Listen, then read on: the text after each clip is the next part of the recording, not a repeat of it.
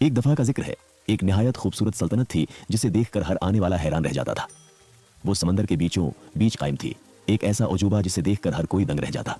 ये सल्तनत बहुत दौलतमंद थी और उसका बादशाह मिडास सबसे ज्यादा अमीर था, मगर वो समझता था कि दुनिया में सोने से ज्यादा कीमती कोई चीज नहीं, और जितना भी सोना उसके पास होता वो और चाहता।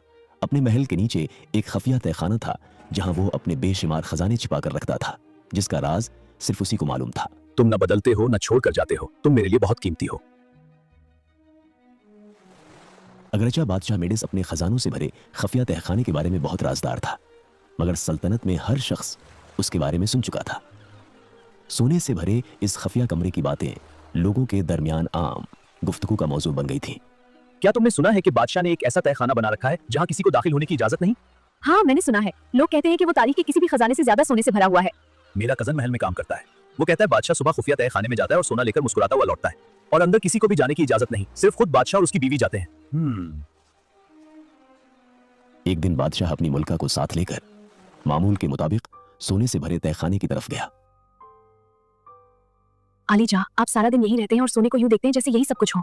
आप ना अपनी आवाम में जाते हैं, ना अपने लोगों के साथ वक्त गुजारते हैं। आप बार बार सिर्फ यहाँ आते हैं। सोना सल्तनत की खिदमत के लिए होता है, इसे आपको जिंदगी से दूर ना करने दें।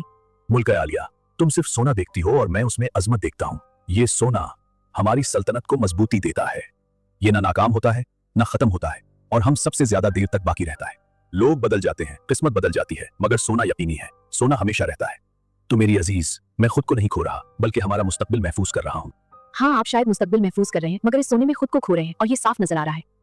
मेरी अहलिया, ठहरो, मेरी बात सुनो।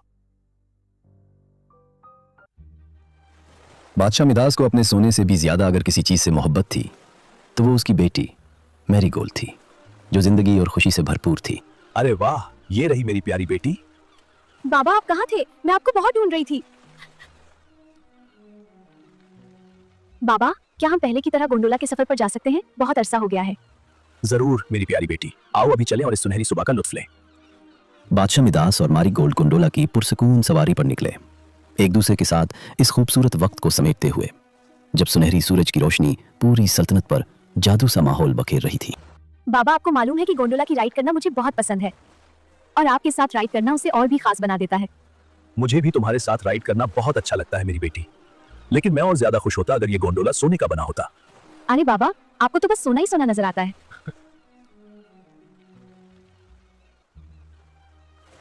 जब बादशाह मेडिस अपनी बेटी के साथ गोंडोला की सवारी से वापस आया तो उसके सिपाही एक बूढ़े आदमी को महल में ले आए।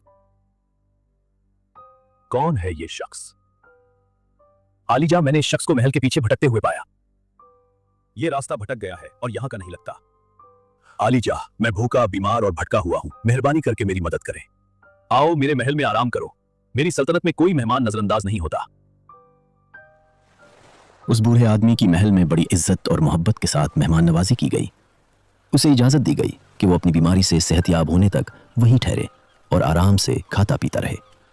जब वो दोबारा तंदुरुस्त हो गया तो वो महल से रुखसत हुआ और अपने सफर पर आगे बढ़ गया।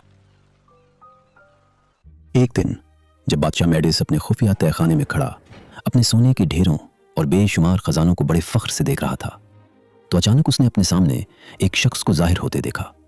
वो घबरा गया और हैरान होकर इधर उधर देखने लगा कि आखिर कोई इस पोशीदा जगह में कैसे दाखिल हो गया, क्योंकि उस तहखाने का रास्ता तो सिर्फ उसी को मालूम था। तुम कौन हो और यहाँ कैसे पहुंचे? परेशान ना हो बादशाह मिदास, मैं दुश्मन नहीं हूँ, बल्कि आपकी नेकी का सिला देने आया हूँ। बोलो, कौन सी नेकी? मैंने ऐसा क्या किया है? मैं इसलिए आया हूँ कि आपने मेरे एक अजीज पर मेहरबानी की थी, और इस मेहरबानी का इनाम होना चाहिए। इनाम? मगर किसकी तरफ से? यूनानी देवता की तरफ से, जो कि मैं हूँ। मैं माफी चाहता हूँ यूनानी देवता, अगर मुझे मालूम होता तो मैं आपका इस्तकबाल बहुत बेहतर तरीके से करता। आपने उस बूढ़े शख्स की खिदमत करके मेरा दिल पहले ही जीत लिया है। आपने उसे खाना दिया, पनाह दी, और बदले में कुछ भी नहीं मांगा। मैंने तो वही किया जो किसी भी बादशाह को करना चाहिए, लेकिन ऐसी मेहरबानी कम मिलती है, इसलिए मैं आपको एक तोहफा देना चाहता हूँ। जो भी आपका दिल चाहे आज मांग लीजिए। अगर आप वाकई अता करना चाहते हैं तो ऐसा करें कि जिससे मैं छुऊं वो सोना बन जाए। बादशाह मिदास, आप एक बड़ा इनाम मांग रहे हैं। जी हाँ। क्या आपको यकीन है कि आप यही चाहते हैं?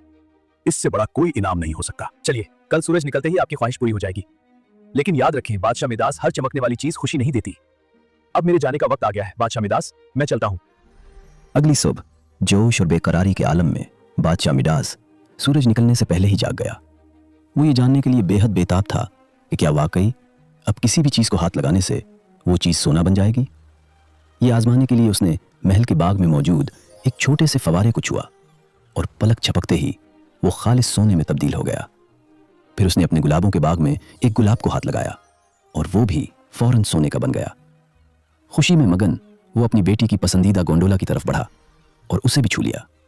वो भी सोने में बदल गई, मगर भारी हो जाने की वजह से फौरन पानी में डूब गई। कोई बात नहीं, मैं अपनी प्यारी बेटी के लिए एक नया गोंडोला ले आऊंगा। खुश और मुतमईन बादशाह मैडिस नाश्ता करने के लिए अपने महल की तरफ रवाना हुआ और अपने जादुई तोहफे के बारे में सोचे बगैर उसने अपना खाना उठा लिया। मेरा खाना? ये तो सोना बन गया है, अब मैं खाना कैसे खाऊंगा? यूं यूं वो खाना उठाकर खाने लगता, एक एक करके सब चीजें सोने में बदल जाती थीं। हर बार ऐसा होने पर वो परेशानी में उन्हें एक तरफ फेंक देता, क्योंकि अब वो उसके किसी काम की नहीं रहती थी। जो चीज उसे कभी सबसे बड़ा तोहफा लगती थी, अब उसे एक खौफनाक मुसीबत महसूस होने लगी। खाना ही सपने की बेबसी से उदास होकर और मायूस और परेशान होकर खाने के कमरे से बाहर चला गया। मैंने ये क्या कर दिया? जिस चीज को भी छूता हूं वो सोना बन जाती है। क्या मैं भूखा ही मर जाऊंगा? बाबा आप यहाँ हैं, मैं अपनी गोंडोला ढूंढ रही थी, वो कहाँ है? फिक्र न करो मेरी बेटी, मैं तुम्हें नहीं ले दूंगा। लेकिन वो तो हमेशा यही होती थी, कहाँ चली गई? मुझे माफ करना बेटी, वो डूब गई है। मगर कैसे बाबा, ये कैसे हो गया? अपनी प्यारी गोंडोला के डूबने की खबर सुनकर मैरीगोल्ड दिल गिरफ्ता हो गई और दौड़कर अपने वालिद के गले लग गई। इस लम्हे बादशाह मिदास भी अपने जादुई तोहफे को भूल गया और उसे तसल्ली देने के लिए गले लगा लिया और वो भी सोने की बन गई। अरे मेरे खुदा, मैंने अपनी बेटी के साथ क्या कर दिया? अगर इस सोने ने तुम्हें मुझसे दूर कर दिया है तो ये सोना किसी काम का नहीं।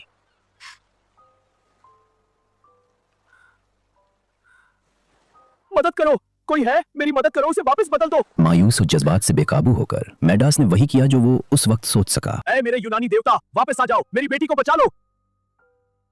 बेबस और मायूस होकर मैडास बैठ गया और किसी करिश्मे की उम्मीद करने लगा। इसी लम्हे यूनानी देवता दोबारा जाहिर हुआ और मैडास के दिल में उम्मीद की एक रोशनी जाग उठी। मैं आपसे फरियाद करता हूं, मेरी बेटी को वापस ठीक कर दें। ये बदनसीब सोना ले ले, मेरी बेटी को फिर से जिंदा कर दें। इस दुनिया का कोई भी खजाना उसके बराबर नहीं है।